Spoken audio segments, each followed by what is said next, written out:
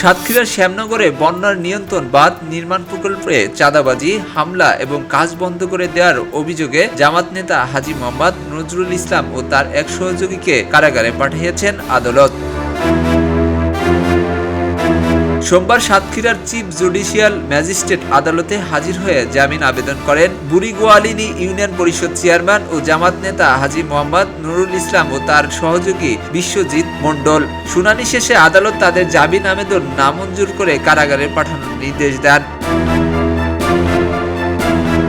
বাদীপক্ষের আইনজীবীরা আদালতে দাবি করেন, জাইকার অর্থায়নে পানি উন্নয়ন বোর্ড বন্যা নিয়ন্ত্রণ বাঁধ নির্মাণ প্রকল্পে আসামিরা চাঁদাবাজি ও হামলার সঙ্গে জড়িত। তারা জামিনে মুক্ত থাকলে সরকারি কাজ ব্যাহত হওয়ার আশঙ্কা রয়েছে। এই বিবেচনায় আদালত তাদের কারাগারে পাঠানোর সিদ্ধান্ত নেন।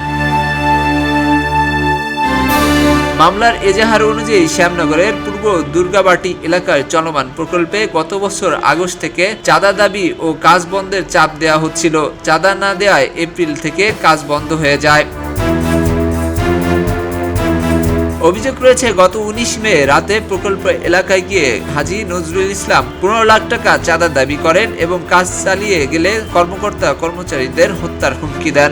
এরপর 23 মে দুপুরে প্রকল্প এলাকায় গিয়ে প্রকৌশলী জাহিদ হাসানকে মারধর করা হয়। বাধা দিতে গেলে আরও এক কর্মীকেও মারধরের অভিযোগ ওঠে। এ ঘটনায় করা মামলায় এর আগে উচ্চ আদালত থেকে 6 সপ্তাহের জামিনে ছিলেন হাজী নজরুল। জামিনের মেয়াদ শেষে আদালতে হাজির হয়ে পুনরায় জামিনের আবেদন করলে আদালত তা নামঞ্জুর করেন।